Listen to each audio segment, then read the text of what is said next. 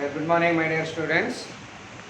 నిన్న ఎల్ఐసికి సంబంధించి కొన్ని ముఖ్యమైనటువంటి టెక్నికల్ టర్మ్స్ చెప్పుకున్నామండి. అందులో నిన్న చెప్పుకునేటటువంటి పాయింట్ చాలా ముఖ్యమైనటువంటి పాయింట్ వచ్చి బోనస్. బోనస్ అనేది జీవిత బీమా సంస్థలు పాలసీదారులు కట్టినటువంటి ప్రీమియం నుండి అవి ఆర్జించేటటువంటి లాభాల్లోంచి బోనస్ అనేటటువంటిది చెల్లించడం జరుగుతూ ఉంటుంది పాలసీదారులకి. అయితే ఈ జీవిత బీమా సంస్థలు చెల్లించేటటువంటి బోనస్ మనకి 3 రకాలుగా ఉంటుందండి.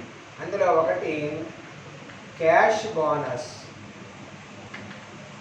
అంటే బోనస్ విత్ ప్రాఫిట్స్ అనేటటువంటిది ఏదైనా పాలసీ తీసుకున్నట్లయితే లాభాలతో కూడినటువంటి పాలసీల విషయంలో ఇక్కడ పాలసీదారుడికి కంపెనీ చెల్లించేటటువంటి బోనస్ను నగదు రూపేణా చెల్లించినట్లయితే దాన్ని నగదు బోనస్ అంటామండి. చాలా చాలా ఇంపార్టెంట్ ఇది, మనకి షార్ట్ క్వశ్చన్ కూడా అడుగుతున్నారు.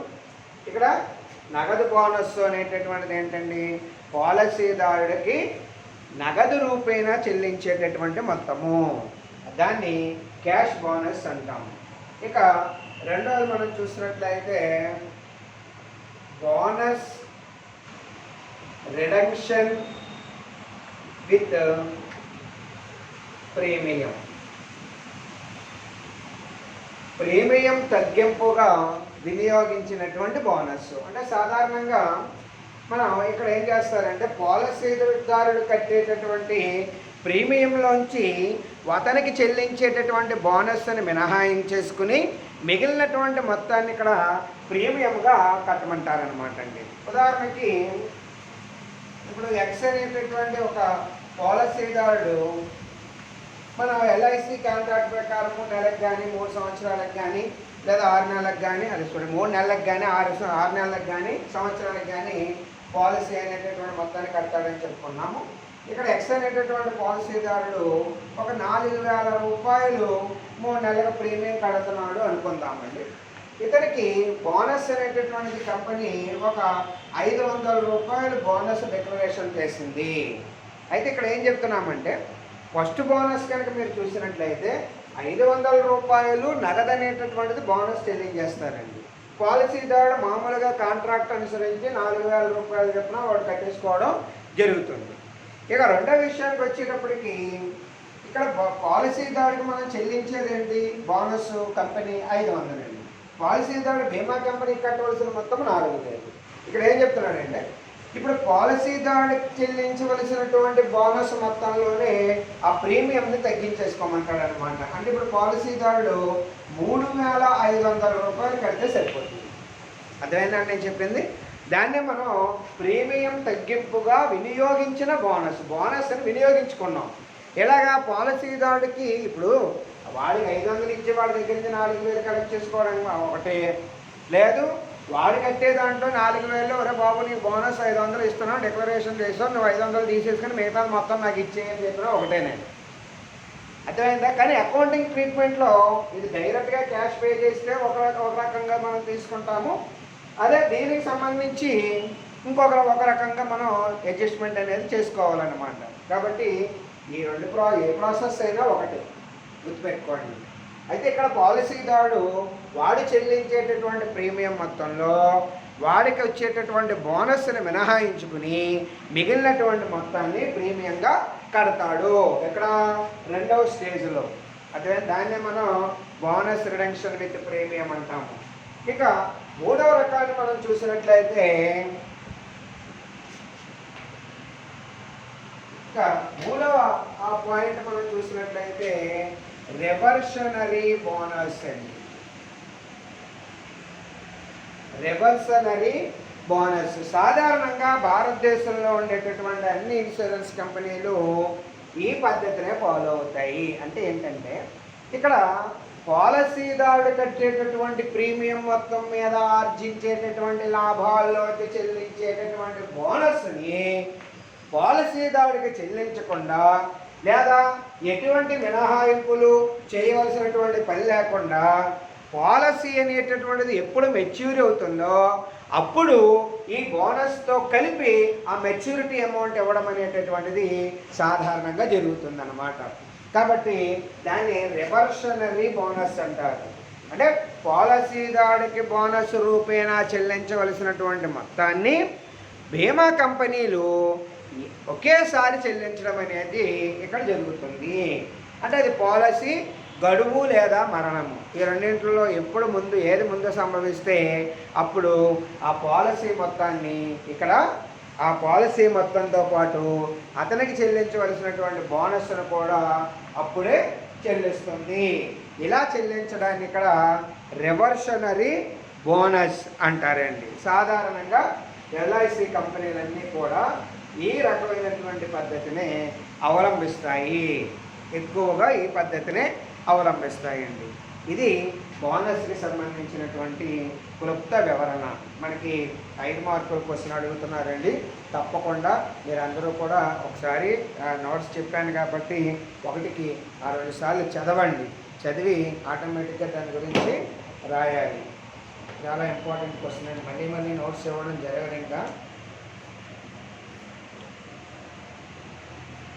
Okay, next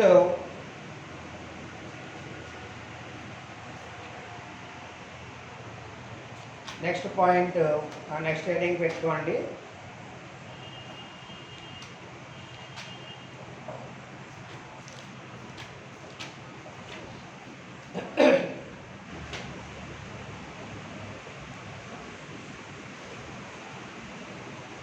reinsurance, పునర్భీమా.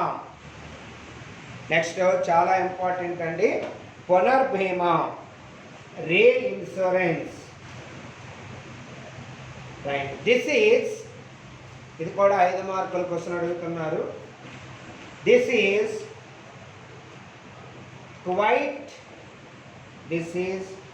Quite common. This is quite common in all types of insurance. In all types of insurance. Reinsurance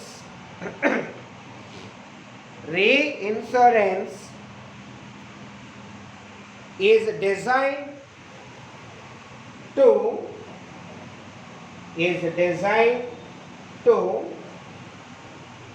spread the risk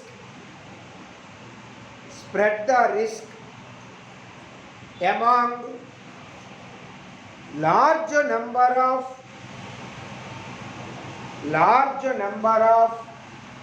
insurers.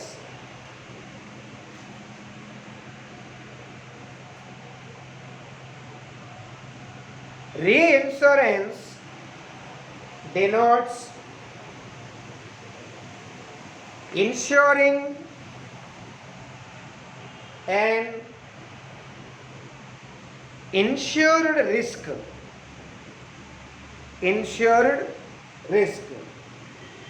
When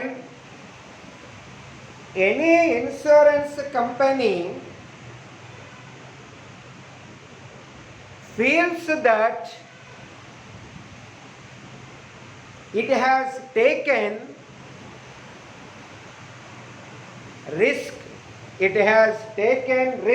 beyond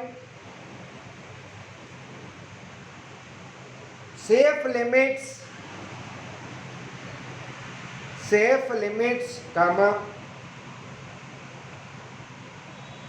it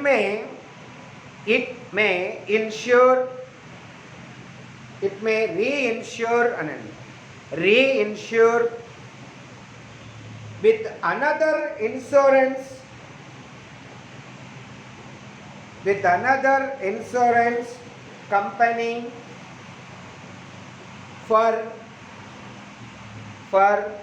whole or a part of such risk, full stop. When one insurer transfer his part of risk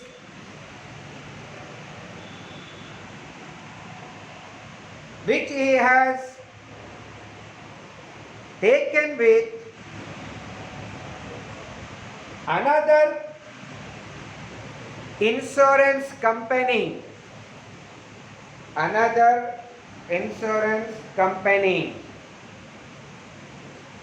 it is known as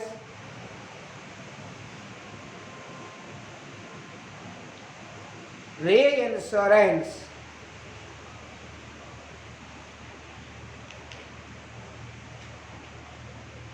The insurance company,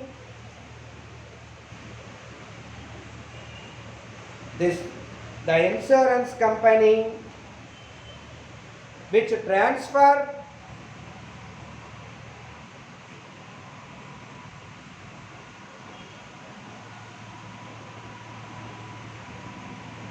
insurance business to some other company, will receive commission it.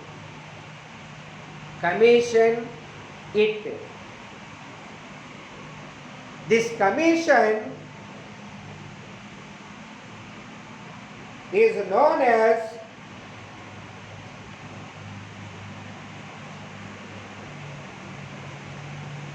reinsurance commission ceded.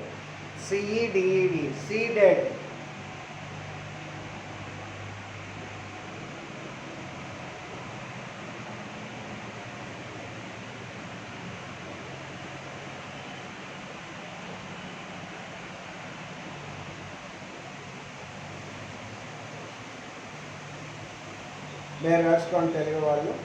ఒక బీమా company పునర్భీమా heading పెట్టుకోండి, రీ insurance, పునర్భీమా.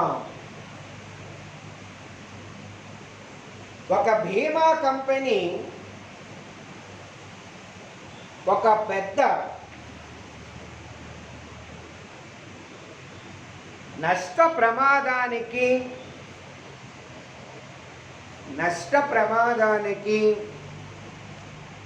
తనకు తాను రక్షణకు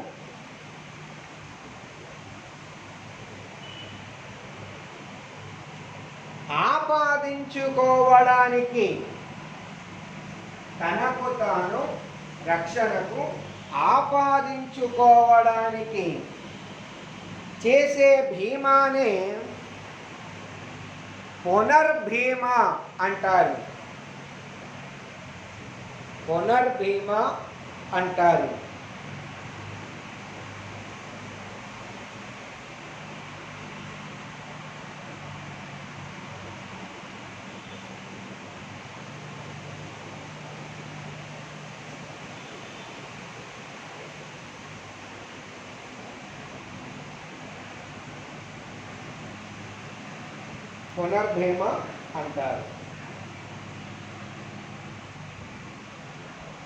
ఈ పునర్భీమాలో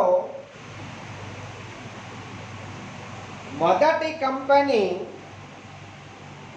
premium రూపంలో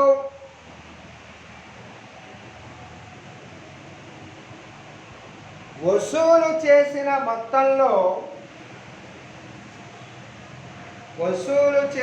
మొత్తంలో రెండవ బీమా కంపెనీకి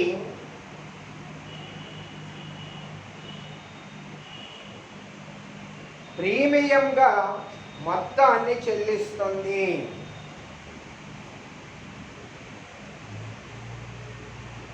నెక్స్ట్ హెడింగ్ పెట్టుకోండి.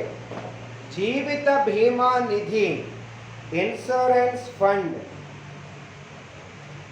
Life insurance fund, life insurance fund, జీవిత బీమా నిధి.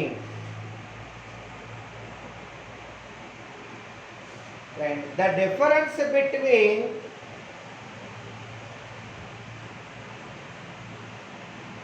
receipts and payments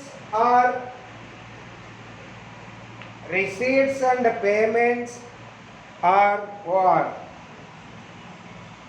Of receipts and payments of revenue account,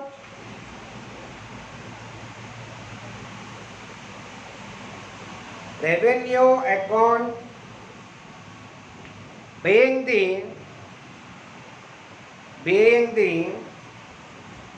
life insurance fund at the end of the year.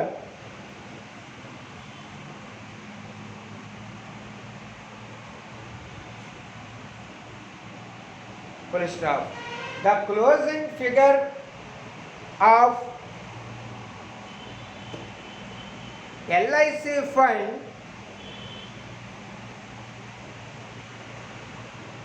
will appear on the balance sheet.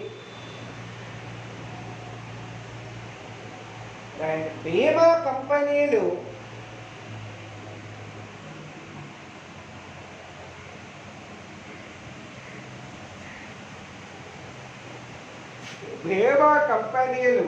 తమకు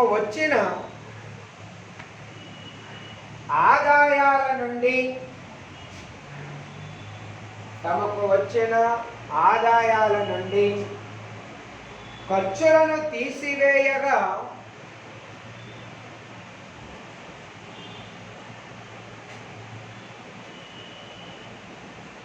మిగిలిన మొత్తాన్ని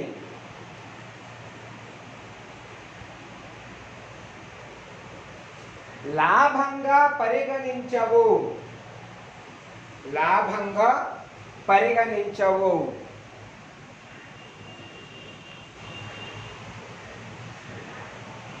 దానిని రిజర్వుగా పరిగణిస్తాయి.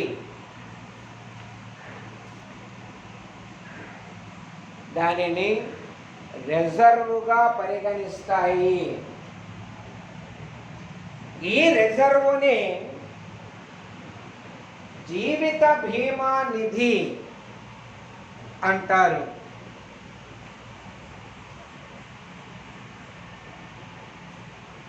Okay, next heading పెట్టుకోండి. Interest, dividend and rent.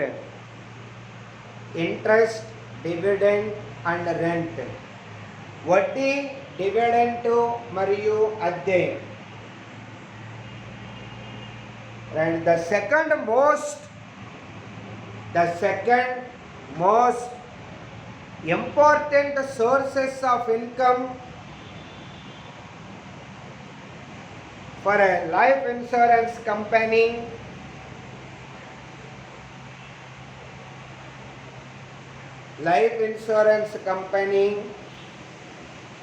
is income from its investments.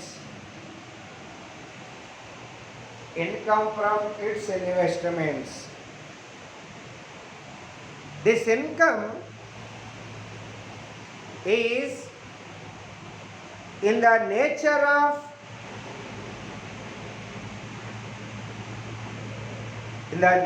of interest, dividends and rent.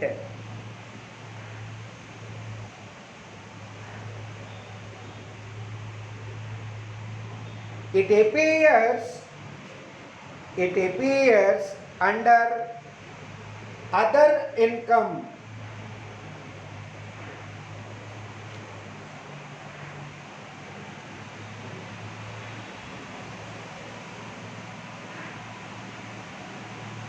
It must be shown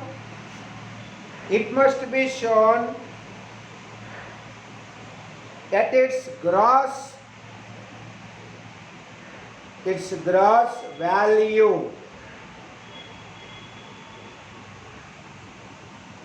Gross value.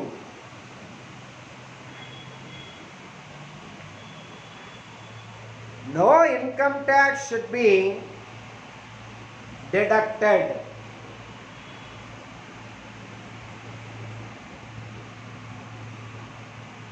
రాసుకోండి తెలుగు వాళ్ళు. బీమా సంస్థ పాలసీదారుల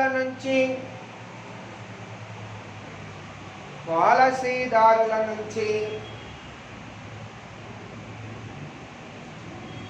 premium రూపంలో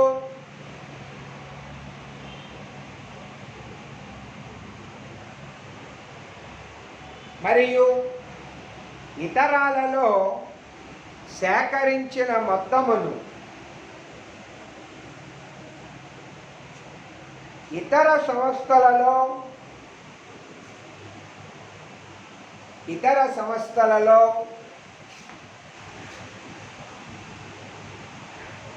వాటాల రూపంలో లేదా మరే ఇతర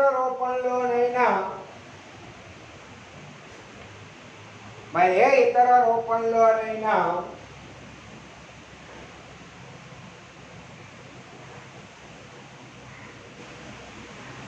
పెట్టుబడి పెట్టి ఆదాయాన్ని సంపాదిస్తుంది.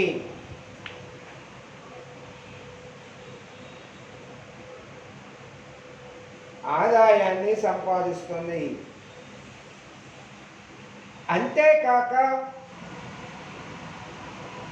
గృహ నిర్మాణ సంస్థలకు, రవాణా సంస్థలకు,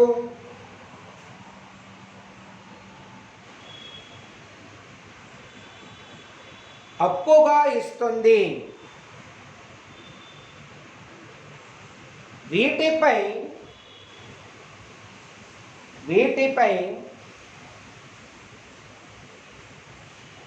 బీమా సంస్థకు డివిడెంట్లు, అద్దెల రూపంలో ఆదాయం సమకూరుతుంది.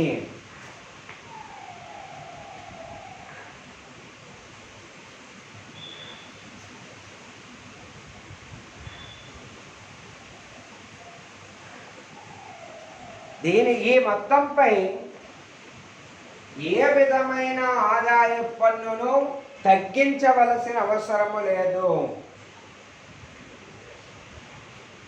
ఏ విధమైన ఆదాయ పన్ను మొత్తాన్ని తగ్గించవలసిన అవసరం లేదు.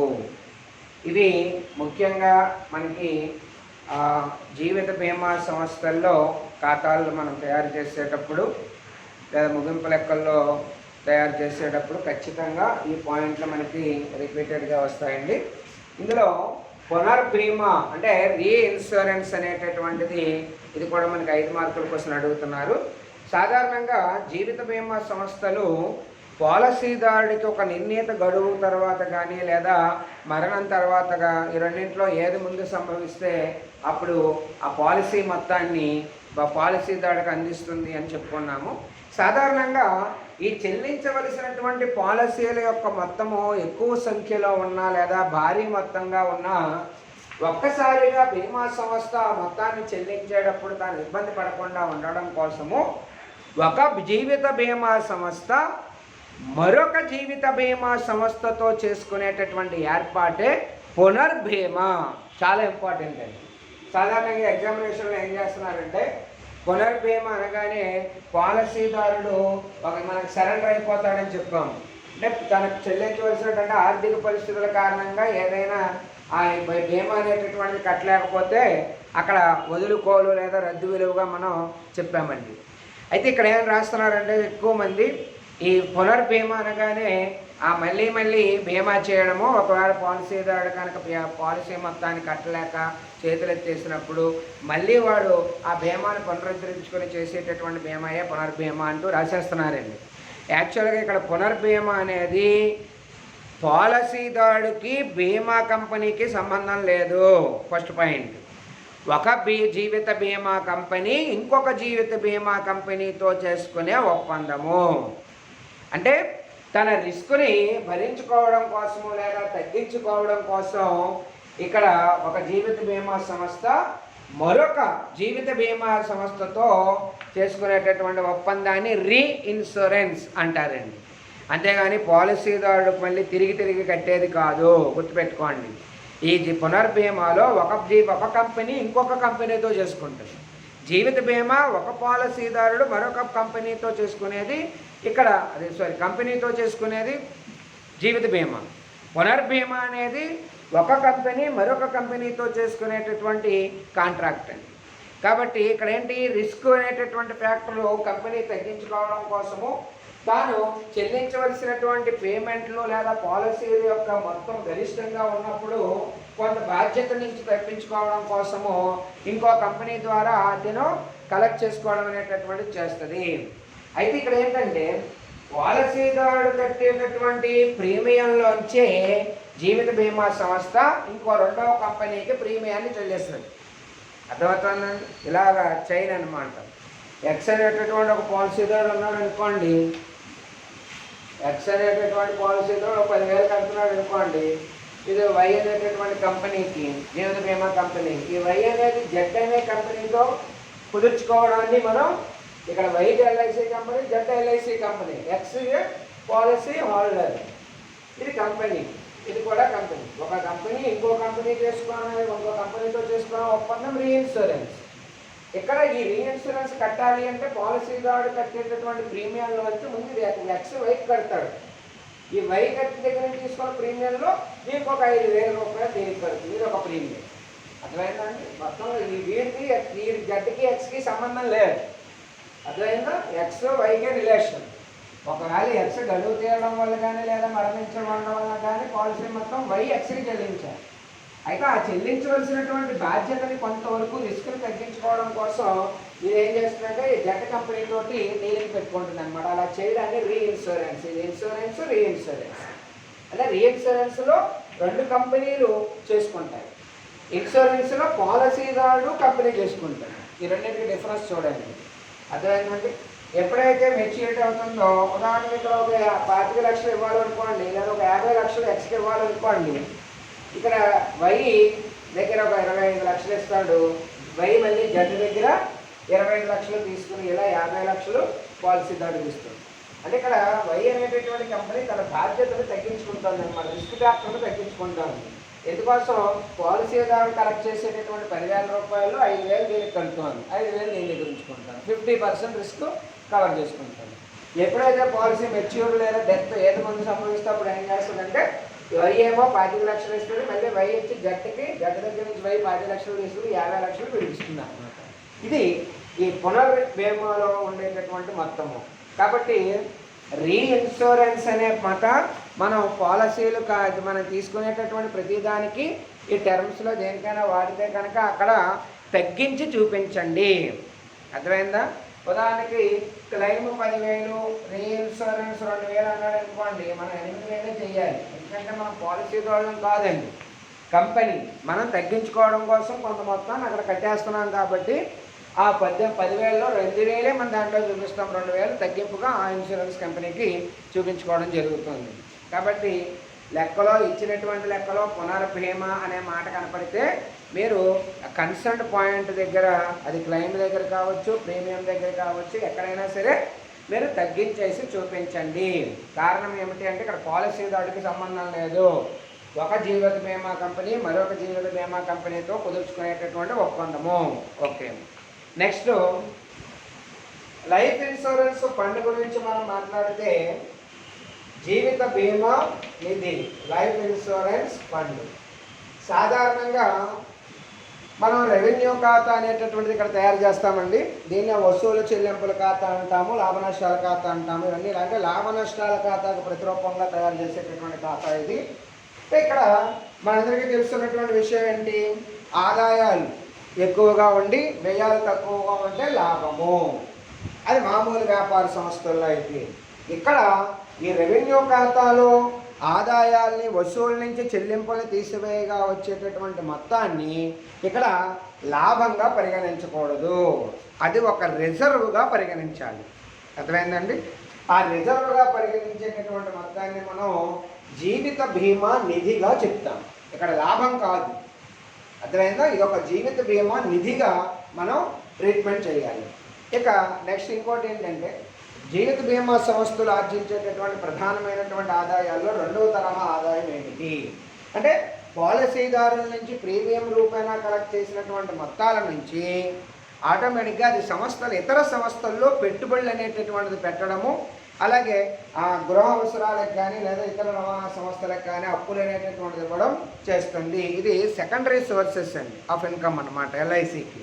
కాబట్టి దాని మీద ఆ ఇతర సంస్థల్లో ఏదైనా పెట్టుబడులు పెట్టాడు అనుకోండి, వాటాలు కొనడం కానీ లేదా డివిజన్లు కొనడం కానీ చేశాడు అనుకోండి, ఆటోమేటిక్గా ఇక్కడ మనకు డివిడెంట్లు అనేటటువంటిది లేదా వడ్డీలు అనేటటువంటిది లేదా అద్దెలు అనేటటువంటివి వస్తూ ఉంటాయి. ఇది జీవిత బీమా సంస్థకి ఇతర ఆదాయాలుగా మనం తీసుకోవాలి.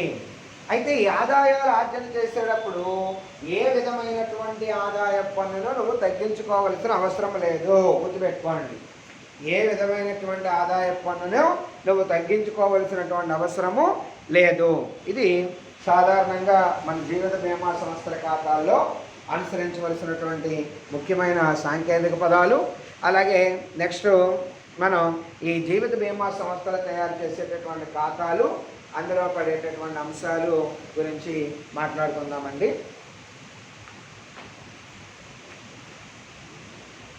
సరే, రేపు క్లాసులో మనం ఈ జీవిత బీమా సంస్థలు తయారు చేసే ఖాతాల గురించి రేపు క్లాసులో చర్చిద్దాము.